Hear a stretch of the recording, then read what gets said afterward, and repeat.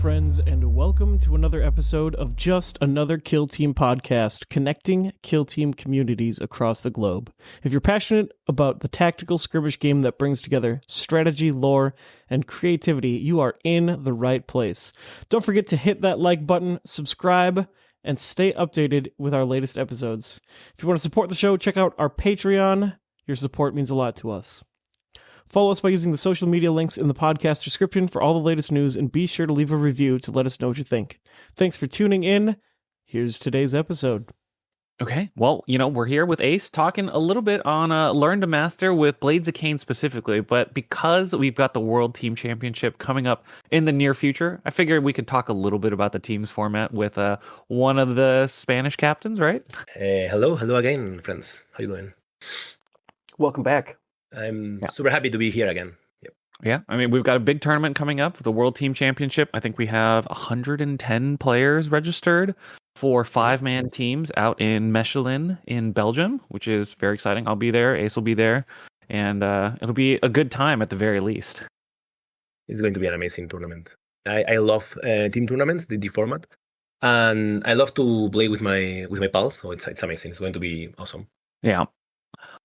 One of the fun things about looking at this tournament specifically is that it's got ostensibly probably some of the most competitive teams, people trying to push the competitive boundaries of Kill Team, especially right now. And because it's a team format, it's a good representation of what teams cover each other and what teams are really good in certain matchups, right? Because in team formats, unlike singles, you're not looking for all comers. You're looking for someone who can smush someone real bad, right? Mm-hmm. Yeah. Yeah, I think you have to look at team format. You need to have some swords and some shields. So you have to have good all-rounders that can have any team on any mission on any map. On any map, you can choose a mission, and then you need to have some good swords that can nail some specific matchups. That's how I approach team formats, pretty much. Yeah, and right before we got into the actual recording here, we were talking a little bit about how Goremongers are one of those teams that's a perfect sword because it goes ahead and smushes all of the Horde-style teams. So there's not that many Horde teams, I think, showing up to the World Team Championship, right? Just looking at the overall spread. Other than Sanctifiers, which are a lot of Sanctifiers on the team tournament, it's surprising that the Spanish teams doesn't have any of them. And Blue Brothers. Other than that, there is not a lot of Horde teams. I think there's a single Farstalker. I think in Mexico. I think Ernesto Pugliese, the Italy guy. Yeah, Italian guy. So he's got Farstalker. I see Brood Brothers. I don't think there's a second Farstalker over on France. So definitely one of the teams that has good matchups, especially in the current mission pack. If for whatever reason we get one of the missions where Kroot are really good, you can line them up on a map and they can beat almost anyone on specific matchups, right? So also another good example of a good sword, but maybe not against Goremongers. So the thing about the format is that it's not that important to be like, you can be super good on single tournaments, and you can be really bad on team tournaments, or I don't think that's true. If you are very good on single, you are going to be good on team, but you can be good on teams, but not that good on single. So there's a lot of tech here and there. Yeah. I was actually kind of curious in digging into, as a Learn to Master, one of the things that we like talking about is like first impressions versus how those first impressions change over time. So when you and the Spanish players were coming up with, your 3 team spreads, I don't know what the decision-making process was like, but before you guys actually set up the 3 teams, did you guys have any preconceptions about the meta going in before you guys set stuff up? And how did those change after you guys had done some playtesting? Okay, so the thing is that the last data slate changed everything. So we have like 2 really, really busy weeks. We have been playing with Sanctifiers, but we find some hard stuff for them, especially against Goremongers and some other stuff on the meta. So we discard them, and because the WTC is really tight on team, I think playing perfect Sanctifiers is going to be really difficult, while playing on clock, it's going to be really, really difficult. Well, that's what we think. We have been playtesting, or my team have been playtesting about Raveners, and we thought that they were like really, really good on the last stages of the playtesting, but we didn't have a confident player that can have them with confidence. And I always bet with something that the player have a lot of games on it, a lot of reps, and something that is mastered by that player, other than a really good faction. Because if they don't understand deeply the faction, it's going to be really difficult to play in a team format. Like you really need a deep understanding of the faction. For example, for us, we have been pivoting on swords and shields. Like at first, I was gonna be like a good shield because Blades of Khaine can have pretty much everything on the meta right now, almost everything if they can. But they are really, really, really, really good into a lot of matchups right now, like meta matchups. So we think now that we are going to keep that card on our deck to play them as a sword. More times than before, so that's a change on our composition on the team, and then the team have to adapt to that change. So looking across the three Spanish teams, I don't want you to reveal too much, but what matchup did you look at as shields? Looking on the matchups, I kind of feel like Warp Coven are kind of a shieldy matchup right now because you've got two rosary effects, which means that as far as defensive profiles, they can way overperform depending on the opponent, right? Because you can have your best laid plans, but if you've only got 4 or 5 attacks on the one fight action and you go hit a rubric, there's just a good chance that you brick. Yeah. I think Warp Coven is one of the best, if not the best, shield. We also have on Raveners should be a good shield if they can avoid some maps. Phobos are a really good shield in case it's needed. Blades of Khaine, as I said, Void as a troop. Troop is really, really interesting because they don't have like a really difficult matchup on the field, and they can play a lot of different tac ops, and so they can be super adaptable if needed. So you have in Spain, we say like 3 types of teams. You have swords, you have shields, and you have something mixed. It's called bisagra in Spanish, but I don't know the name in English. Like something that can go either way, can work like either a flex spot or like a flex, someone who a flex team. Yeah, and elves right now, I get the sense that right now this is like the new elf meta because we've removed Dueler from the equation, so now like Angels of Death can't randomly win against the elves. Yeah, I'm not sure if it's an elf meta, but it's an open meta, way more open meta. Yeah, it's an open meta because like the elves right now can punch down against the hordes pretty well, and they can fight the Astartes pretty well, which has been kind of the case. But now when they fight against the Astartes, there's less room for them to just get bricked by like a bad dice roll. So there's a lot more room for them to play. But as much as elves are always really annoying to play against in Kill Team, they still only generally have 8 wounds, which is one mistake away from just abject disaster most of the time, right? Yes, and if we see more elves, we are going to see more shotguns at some point, like dwarf teams, scouts, even the scouts maybe at some point. Yeah, I mean, looking out across the Spanish teams, I can think all of you guys have a Blades of Khaine, all of you have a Void Dancer, or not all of you have a Void Dancer. One of the teams doesn't have. No, we doesn't have. You have 2 Blades of Khaine, 3 Void Dancers. So Void Dancers were like one of the biggest picks, and Goremongers, I suppose. Those are like the 2 must-haves for the Spanish teams, and then everyone was allowed to pick within the range, right? Yeah, pretty much. That's it. We have 2 Blue Brothers. The other team changed Blue Brother for what's thing? I think it's Warp Coven, and then the other team have Raveners, and we have Phobos, and they have Nemesis Claw. So 1 or 2 elites.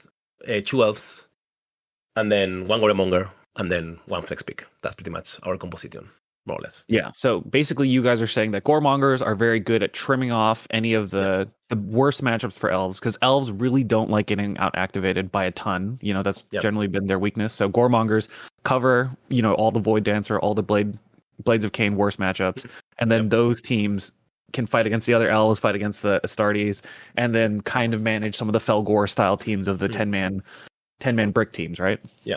And we also make a bet, like we were saying that there are not going to be too many elites, so Goremongers are going to sign. That's pretty much our conclusion, and I think it's pretty much everybody conclusion. So and it's true. That's interesting because looking at the rest of the team comps, I think almost every team has some Astartes representation in some way, shape, or form, right? Like there's still Plague Marines abound across the overall spread. We've got, Warp Coven on one of your teams. Higher Tech Circle, I guess, are ostensibly still mostly an elite style team, even though But I think starting they style. suffer against warmongers. They are not the same. Yeah. I think. So obviously Spain has got big shoes to fill from last year, and you guys have done a lot of practice on the new patch, and we got a new patch right before World Team Championship had to lock everything in. So there's probably like a furious amount of play testing over in Spain. So I'm kind of curious, you guys started with, you were expecting to play probably some Astartes. Obviously that changed a lot. You guys were expecting to play Sanctifiers, but after doing some initial rounds of testing and all of the changes in the last patch, you guys turned off the Sanctifiers, expecting that they're going to be hard when other people are going to play better against them, right? Because it's not just the casual match where you get a couple free rounds with Sanctifiers. It's everyone is going to be trying. Everyone has some amount of practice. So after setting the teams, I assume you guys practice team comps against each other internally. Were there any like big learnings in those testings where were there teams like that you were worried about fighting after you guys have settled on the teams? Because you don't have to talk about it if you don't want to. I'm just kind of curious if you guys notice any weird matches, because all the team comps are settled now, I guess. Having been there on the last year, we practice against UK. We think UK is a strong, like a really strong country. We practice against Australia, which also thinks a really good country, and of course we practice against Poland, which we think that they are a really good country. And last year I think Spanish teams only lost against Poland or Thai, so we are not worried, but we came prepared for what they have or what they can do on the table. And we also have on our pod 2 Poland teams, so we need to be prepared for that pretty much. Yeah, and also of course there are going to be some surprises, like some teams, a lot of people, the kill team is growing everywhere, so we are going to be prepared for every team in the world in WTC. We are going to miss the States, because this year is colliding with Nova, which is unfortunately. But maybe next year we can play again. Yeah, I think next year we'll probably try to get an American team. It's just this year was literally the worst weekend for the Americans, because every American is like, well, Nova's right there, and a lot of the East Coast is also right there, so it's just like no friction on the Nova end. So hopefully next year we'll get a couple teams going. This year I think I see 1, 2, 3, 4, 5, 6, 7, 8, 9, 10, 11, 12 countries represented, which is pretty cool. I think that was more than last year. Way more, yeah. We have way more players, way more countries. And then, of course, there's the singles event that's coming up. Are any of the Spanish players using that as kind of like a warm-up event going into the big event? A lot of players are going to play something different, just to not, because we have been playing or testing or whatever you want to call it a lot with Blades of Khaine in my case. So I'm going to play something different. I'm going to play Warmongers. Just kind of like, it's also good. Different.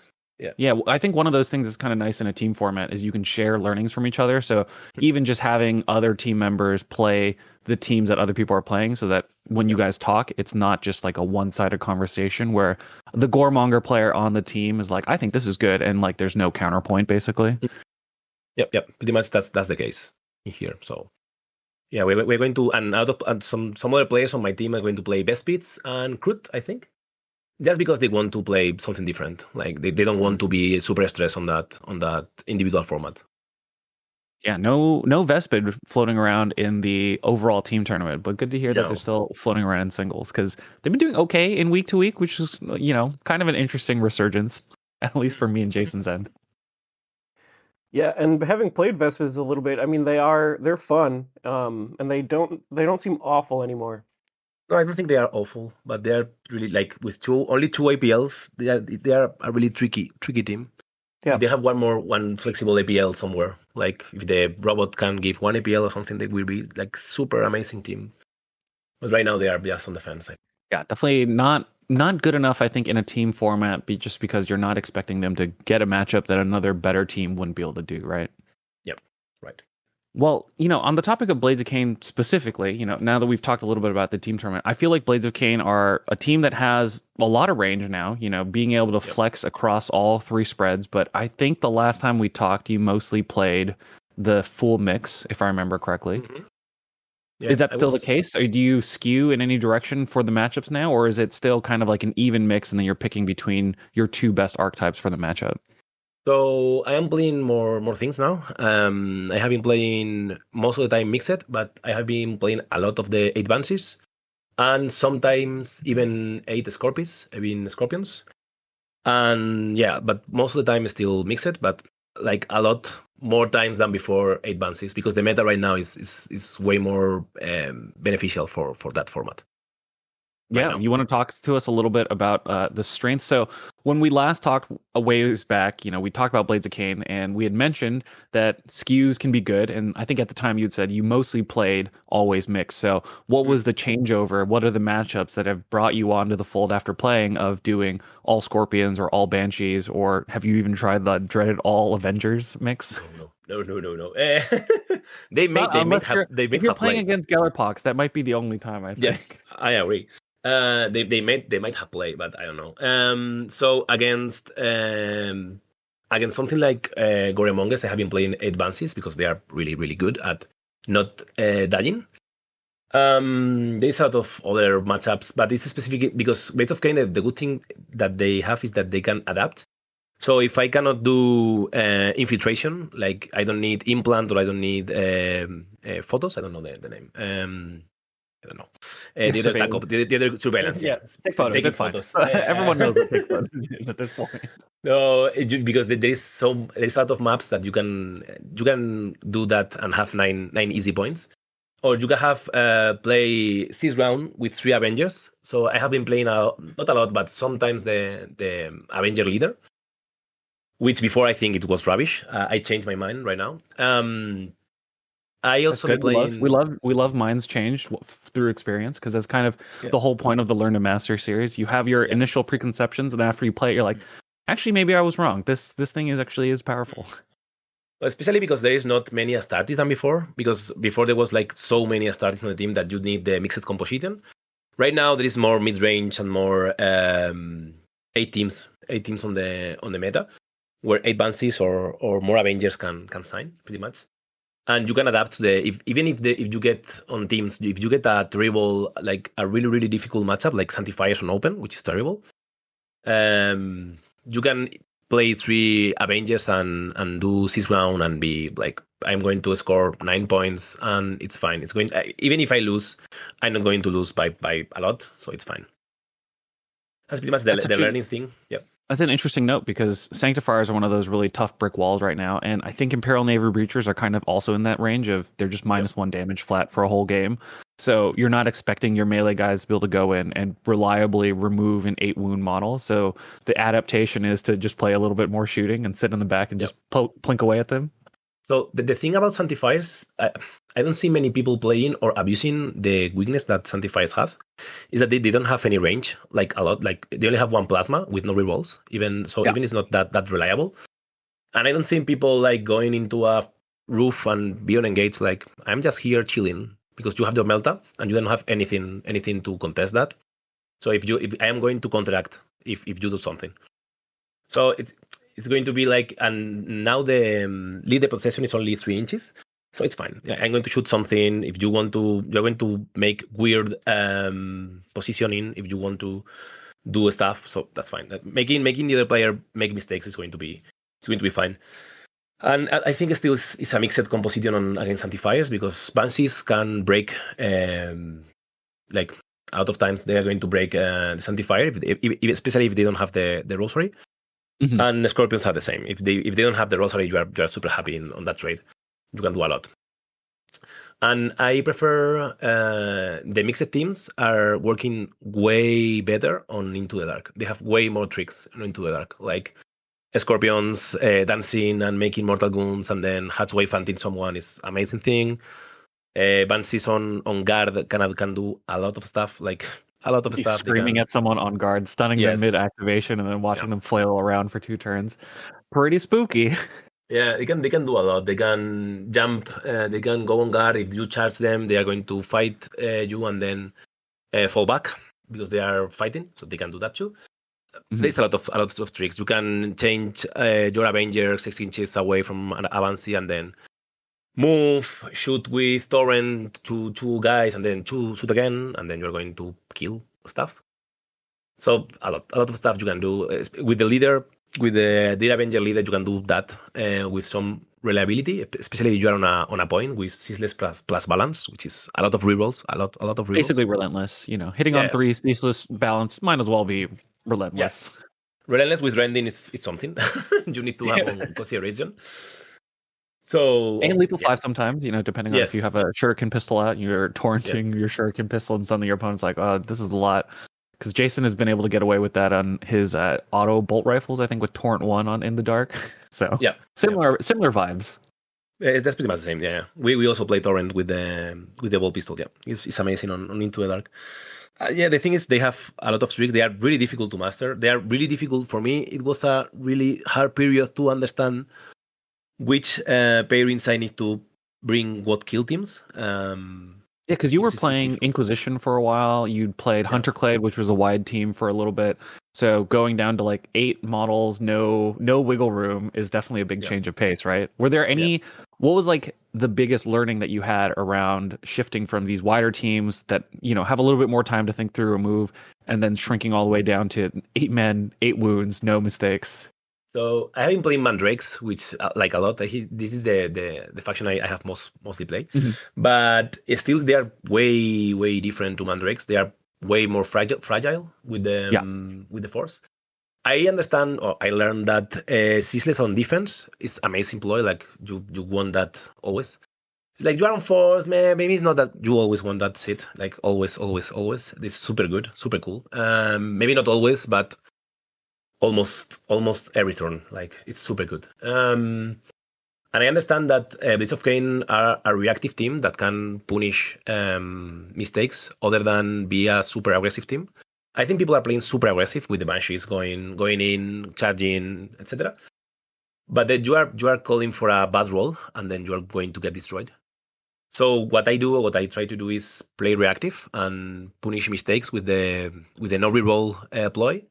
And with my own techniques, going back to conceal, dash, shoot, fall back, not fall back, but move inside a building, something like that. Like you don't need to risk anything. You let the other player make risk and make mistakes if you want. So that's amazing. Yeah, I think that's an interesting interplay because Forewarned is not a ploy that I intuitively think all that much about because you're saving on 4s.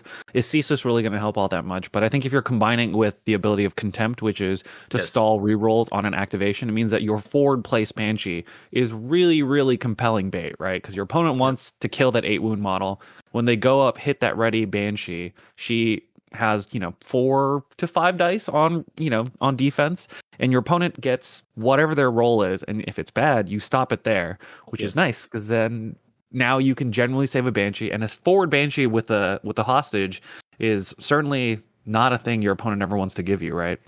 So the thing is, even like super good combat operatives like Agoremonger, for example. You also have a Prevari, you also have a Has, so it's like not impossible that Agoremonger charge you and he dies on his own activation, which is incredible, powerful, and incredible, amazing for us and really difficult for them. So if they do that, they are risking one model for nothing. And I have been playing this a lot. It happens more times than you will think. That every elf team's got one of those right now. Like the Void Dancer Troop has that, Domino Field. I watched a tournament this weekend where this poor Phobos player rolled, I think, 7 crits over 3 separate sequences on 3 separate turns and got Domino Fielded each time. and that was certainly one of the games of all time, sitting next to the table and hearing someone go, really, all 3 crits? They're like, yep. Domino Field, sorry. Yeah. So I have been playing against Void Dancers. I have been finding myself re-rolling crits because I don't want to. That's right. To have more sixes. It was one of those funny things. I was talking to the player after that game. He's like, "What do I do in those situations?" I'm like, "Well, you have balance, so actually, what you're supposed to do is take one of those crits and turn it into not a crit because you really want your dice as spread out as possible. Yes. And actually, what you want is a 3-up. You don't want a 4-up. Yep. So it's like really, really difficult. Like I have a roll with 4 5s. I was like, oh no. Yeah, it's actually It's actually a really good point because it's one of those small adaptations that you have to make when you're playing against the elf teams, right? Going in, knowing that your opponent can contempt you, but knowing that they only get to do it once. So as Jason likes to talk about, threat saturating against that front line ends up mattering a lot more. Or maybe just empty charging, right? Just charge, pass on the Banshee, and maybe you get another opportunity somewhere to make that operative useful. Because if you go in for that fight against the Banshee that can parry first and she can contempt you, it can be very risky on a 4-attack model. Yeah, it can be like really, even with a 5-attack. If you don't have rerolls, you can have like 2 success, and then you are with a Banshee with a lot of dice, and you are going to die. So that's true, because the Banshee's almost always going to have ceaseless, right? Yes. Well, you only have ceaseless if you are the one fighting. Oh, true. You need to be the one fighting. That's the big go down of the. So only if you are on guard, then it works. Not. Hey everybody, here doing our own little personal ad read for our respective tournaments. The New York Open, October 18-19, one of the last golden tickets before the actual World Championship of Warhammer. And Jason's got the Renegade Open. Renegade Open happening right after that, which is going to be maybe the first golden ticket event for the 2026 season in just outside of Minneapolis, pretty close to the airport, November 22 and 23 with a golden ticket. Yeah, tickets are up on sale now at ny-open.com. And Renegade Open tickets are linked in the show notes as well. Hope to see you there. Yeah, so, I don't know. Jason, you played Blades of Khaine a little bit. I've only noodled around with them a little bit. Is that a thing that you had ever done? I know, obviously, Jason, you're a little bit more aggressive. You like to send your Banshees off on hunting missions. You've played the 8 Banshee thing a little bit more. Although it sounds like, Ace, you've done 8 Banshees a little bit now, too. So maybe there's some fun interplay on how you guys are interacting with this. Although it sounds like maybe even when you're playing 8 Banshees, you get a little bit more of a defensive wall that chucks people forward. Yeah. When I play 8 Banshees, I like to have a front line, like especially if there's a vantage point that you threaten things that are far out and they definitely can't hit you first. And then you have like a slightly further back line, which is like you can barely make some charges that people aren't expecting. And then you launch the back line forward first, and then anything that hits them, you can hit from your rooftop swooping points. And then if you interlock it correctly, then every single Banshee can strike in the same turn, basically. Yeah, the ability of the Banshees to fly, it's not a fly, but almost a fly. Yeah. It's amazing. Like you have a threat range of a lot of of different you have a really wide spread. I was playing before one game, and there is a advantage on the drop zone. Well, not on the drop zone, but almost. I think it's map 3, I don't know. And with that advantage, you can reach pretty much all the table, not all the table, but all the mid table. It was amazing. Like even with 7 move, it's enough to threat everything, everywhere. So yeah, the techniques from the Banshees are something to look about. And I think people need to adapt. If you're playing against Blades of Khaine, it's a little bit not really intuitive, but you need to shoot expanded models because then they don't have rerolls. Then they are way more squeezy. And if you are the Blades of Khaine player, you don't want you can eat guards. Like most of the time you can eat a guard because you are saving on force with ceaseless, maybe on a smoke, maybe on cover. You are going to be mostly fine. And with the Exarch on 3s with ceaseless, which is amazing. But yeah, defensive abilities on ceaseless with the Exarch in smoke, probably pretty hard to interact with. Really difficult. And there is some text with the being on a smoke with a Banshee, or even with a Scorpion on guard. If they charge you, you can fight with the Scorpion, kill the model, and then that's a way to a barricade. And then you are safe. Go back to conceal. And then you're super cool, chilling, fine. Yeah, into dark, it's like really, really, really good for them. Like if I have to pick an environment on the team tournament, I will always pick Into the Dark. Like. Oh, and that's actually a fun extra point. So Blades of Khaine are a team that, because they're so adaptable and so malleable, they have different strengths on different maps, but you are definitely thinking that Blades of Khaine is more of an in the dark team. Yeah. You know, they're at their best on in the dark because they get the most tricks, they get extra lethal 5, the Banshees can do a lot more work, the Striking Scorpions have a lot more doors to work with, versus Volcus, which is kind of the hunting ground of like Goremongers or some of the other bigger teams that can get around the terrain a little bit better. And this is something that I assume you played a bunch, and then you realize that this is where I want to be, especially in a team setting. What are kind of the strengths on Volcus that you think they don't have on In the Dark, or is it really just In the Dark they get to do all the things and then some? You play way better surveillance on Volcus. Like if you have a good side, you are really good on surveillance. You are also better on six round. And you have way more power with 8 bounces on open on Volcus, because the roof are amazing and you don't care about you're pretty much sorry about that, but a better version of a Harlequin. I'm sorry for the Harlequin players, but you can run way farther. You have what Harlequins used to have on the flying level. Yeah. Well, that was crazy. I mean, why Harlequins got that before? It was really crazy. But then you have twice per turning point, which is most of the time enough, doing something like the Harlequin players could do, which is moving 7. It's interesting that now the Harlequins are the slightly less maneuverable team, and Blades of Khaine have become the more maneuverable team as all the nerfs have stacked up over time. But then I would say that the Void Dancers are a better offensive punch team because they reliably put 8 or 9 damage down whenever they do an activation. So it's interesting that you're using Blades of Khaine as a more defensive reactive piece, whereas I assume Void Dancer players can be a little bit more of the proactive elf team, right? Because you send a player will kill whatever it charges almost probably like 70-80% of the time, right? No, I think even more. I mean, they will, if you charge something with 9 wounds or less, he's dead. If they don't have just a scratch, he's dead, pretty much. And then they're going to shoot you or whatever. And it's really difficult to play against Harlequins, especially on open or on WTC, because they have so many tricks. It's so difficult for them to play against them. It's really, really, really difficult. So yeah, I expect a lot of people bring in Void Dancers and a lot of people brings Void Dancers. They are like super amazing team for a team composition. Yeah, I mean, the only real problems were against the teams that out-activated them who could shoot them down, but considering that the metagame is not particularly favorable to them, and Brood Brothers are probably the most common of the Horde teams right now, maybe it's fine. And also, I guess, Farstarker Ginben showing up at World Team Championship. We'll see if either of those 3 teams can interact with Void Dancers, although having played Farstalkers a little bit, doesn't feel like the best matchup against Void Dancers. Nope.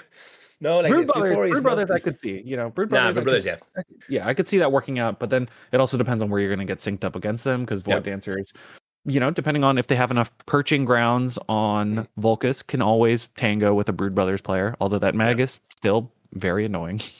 Yeah, our anti-elf or anti-elf-like is for us is our Brood Brothers, because they are super amazing against 8 wounds models or elf. Yeah, they're perfectly situated to out-activate and punish those 8 wound models that get a kill on a dork. And you're like, all right, that's fine. You've killed my familiar, and now you die, which is a perfectly fine trade for the Brood Brothers player. Yeah, and I think almost every weapon on the Brood Brothers have like 8 goons range. Like the guy with the mace, 8 goons. The knife guy, 8 goons. Everything have like the 8 goons branch, so they are really, really good. And they can do the spiteful. They can do the spiteful death. Yes, there's a lot of things. Yeah, there's no single melee operation against the Brood Brothers that is guaranteed to keep your elf alive, which is rough for elves. It's a really, really rough matchup. Yeah, especially also for me for Blades of Khaine.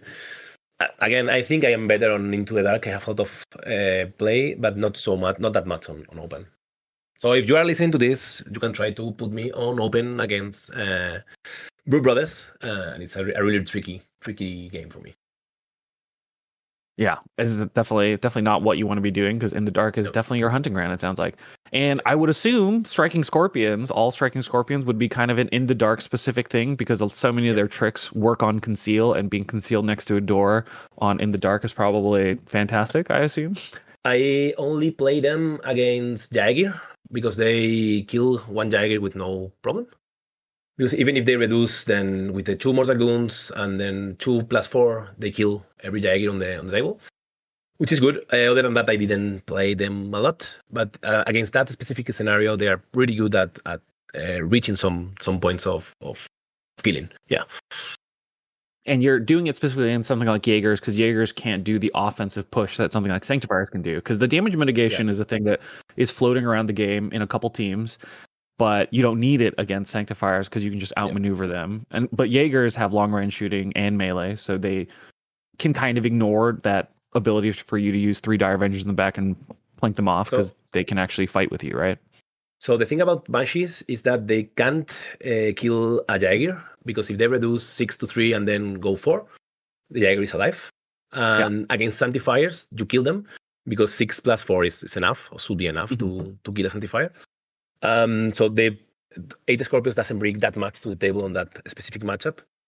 But other than that, then you are super fine and playing 8 Scorpions against Jaeger, because you reach the point to kill them without trading more damage, or without. Yeah, and for anyone who doesn't know how that works, basically a striking Scorpion can get within range of a Jaeger, walk out of it with your aspect ability. So you do D3 plus 2 wounds for passing by, and then you initiate the fight, and then adds an extra 2 wounds. So it's D3 plus 4 wounds, which starts you at 5 to 6, and then any stray hit from your 4/5 weapon will kill a Jaeger, even through damage mitigation. So on an area where you expect to be able to do that once or twice, that's 2 free Jaegers, and then you're playing an 8 versus 8, and that's exactly where you want to be as far as Blades of Khaine are concerned. Yeah, you can do that on doors with Hatchway Fight if they are not on control range, because you need to the Misty Step of the Scorpions. You need to get in control range and then out of control range, if I'm not mistaken. Yeah. But with a charging with the Scorpion, you can with 3 hits, you can kill them, because you get 2 mortal wounds and then 4 reduced to 2, and then 4. So it's 4 plus 2 plus 2 is 8. So that's enough to kill on 2 shots to the Jaeger, which is amazing. And then you can shoot or whatever, plant a beacon, or not beacon because you are playing infiltration, whatever. You can do indirect shooting or whatever. The good thing with Scorpions against Jaegers, you can just run a Scorpion all the way to the side of the board, where the Jaegers are never going to catch up to you with their 5 inches of movement, and just snap surveillance pictures for the rest of the game while the other 7 distract them, basically. Yeah, pretty much. That's a valid strategy. Yeah. What are some of the teams that you were thinking about playing before Blades of Khaine that you kind of dropped in favor of Blades of Khaine as you guys were practicing for the team tournament? You're playing Mandrakes for a little bit. Obviously, Mandrakes didn't make the cut.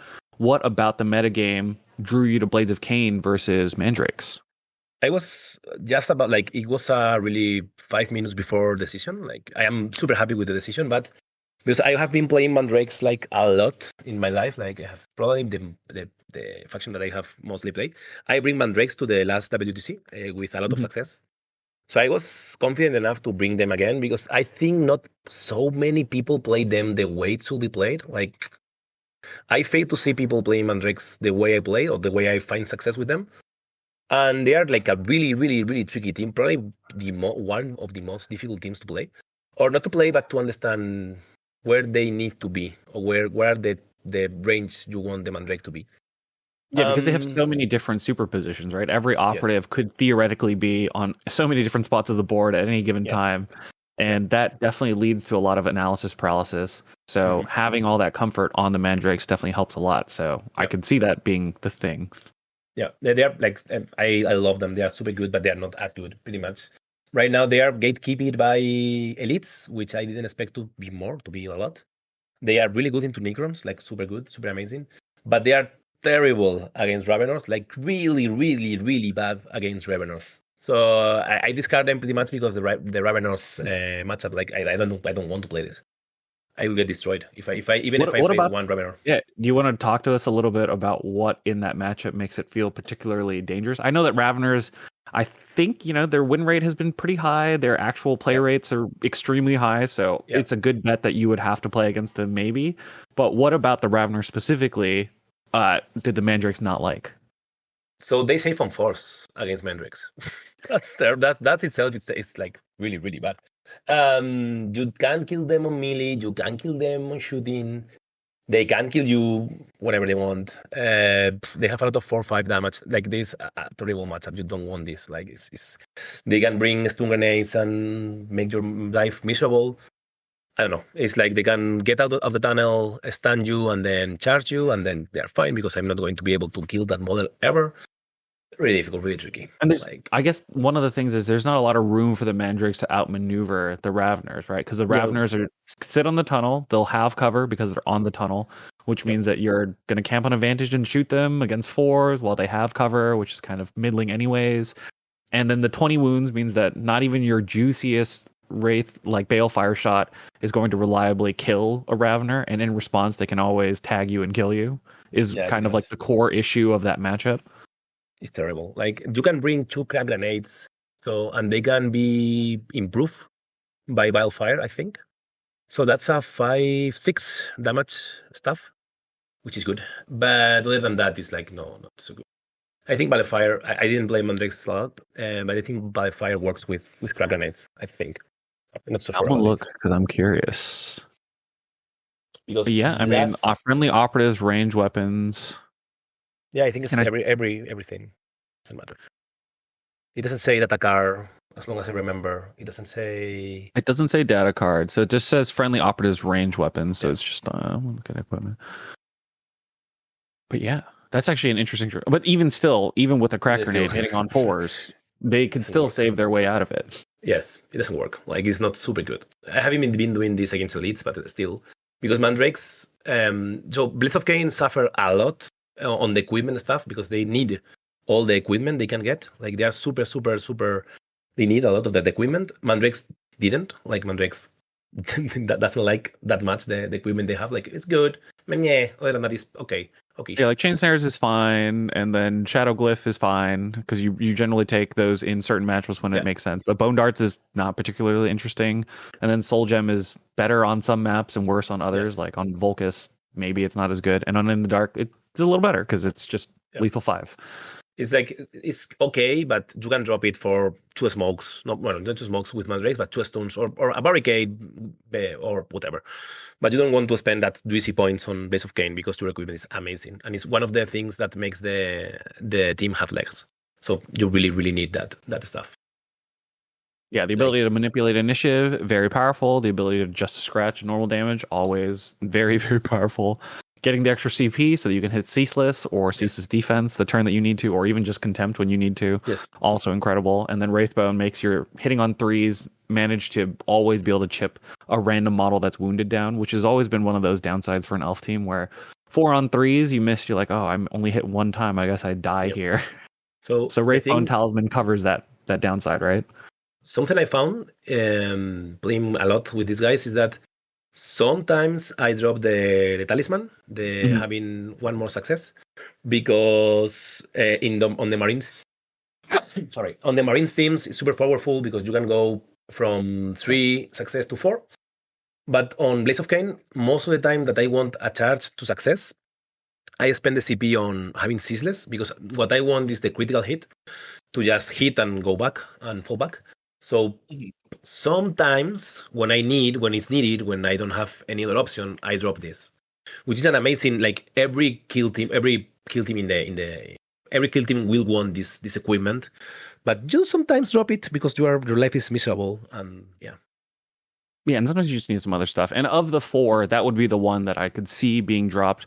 I think having played it a little bit, sometimes the initiative, it feels like if you're playing defensively, which is what your Howling Banshees really want you to do, maybe you don't need the initiative sometimes, but it's always nice to have the safety blanket of that extra D3 when you want it. Yeah, the thing is, with the D3, you can gamble a lot of things. Like, I'm going to finish my turn here. If I want this initiative, it's going to be like, I'm going to have a huge impact on the game, which is amazing. Yeah, it's good to be able to have that in your back pocket. Yeah, I agree.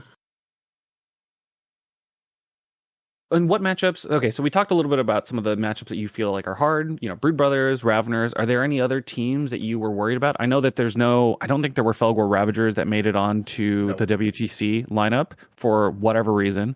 Was that one of the teams that you were worried about, or are you on board with everyone else of like Felgor Ravagers are in the rear view and everyone is not worried about them? I think Felgor is fine for me.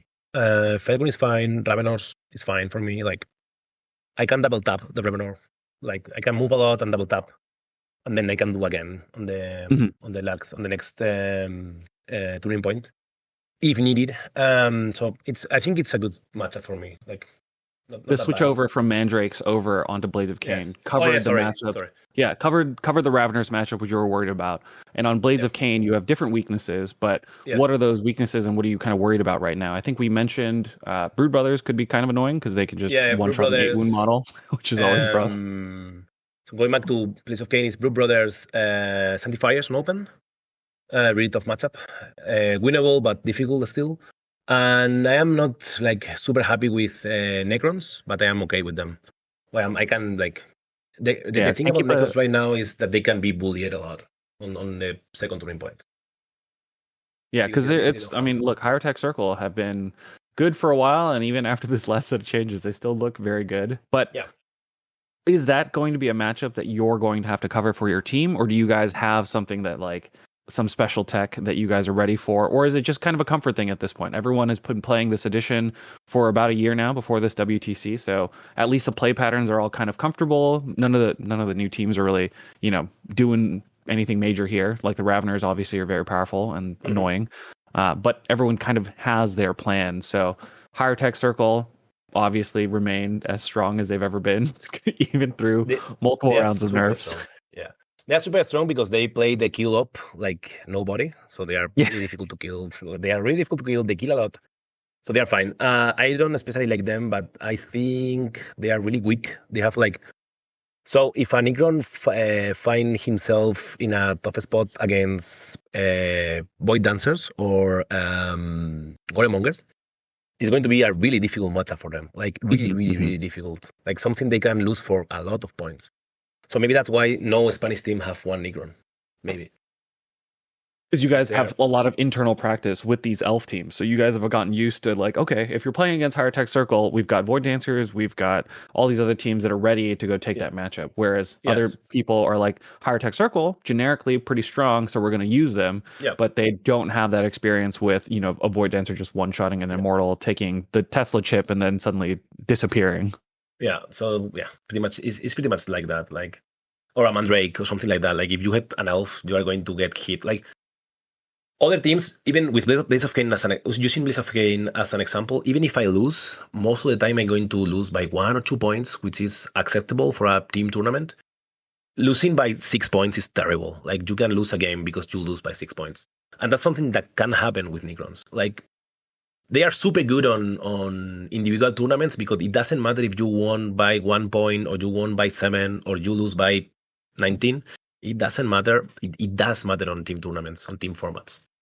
Especially on the WTC format, because for anyone who doesn't know, WTC cares about the differential between the two players. So a tight game actually counts as a tie. So I think 1 or 2 points still counts as a tie, right? I think I'm not sure of the overall differential. I think is 4 points. If there is no much difference of 4 points, it's 2 or 4. I don't know. 2 or 4 points, you are fine. You are tying. If you get more than you win or lose. Yeah. Yeah, it's a pretty tight spread, and that ends up mattering quite a bit in this format because it's not about winning; it's about winning hard. Yes, or losing by less. That's also important. Yeah. I think the way that we described it when we were talking about it last year is that sometimes someone's got to catch the grenade, and for the American team, they set up a Plague Bearer player to catch the grenade because you got 12 wounds, you got a 5-up feel no pain, just don't die that hard, and that was like the plan. Whether or not it works, that's a separate thing, but it's one of those things that for the World Team Championship format is very different from solo play. Yeah, I agree.